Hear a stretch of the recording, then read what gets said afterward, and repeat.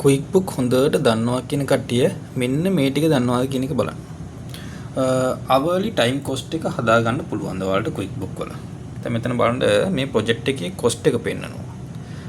total cost එක 1552.98ක් පෙන්නනවා නේද? මෙතන බලන්න hourly cost එක පෙන්නනවා 207ක්.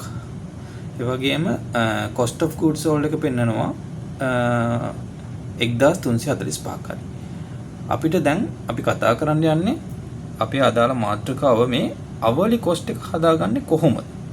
දැන් මෙතන මේ බලන්න මේ විදිහට පෙන්නනවා. ඉතින් මෙතන අපි ක්ලික් කරාම ඒකේ අපිට මේ report එක බලා ගන්නත් පුළුවන්.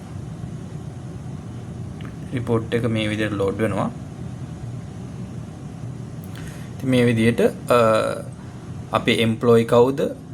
කවදාද මේ job එක මෙයා කරලා තියෙන්නේ? ඒක project එකක්ද maintenance එකක්ද කොයි වගේ දෙයක්ද කියන එක. ඊට පස්සේ duration කොච්චර කාලයක්ද. ඊට පස්සේ එයාට rate එක එයාට අපි පැයකට දෙන rate එක එයාට කියලා තියෙන cost එක. එතකොට මේ project එකට සම්පූර්ණ cost එක 207ක් ගිහිල්ලා තියෙනවා.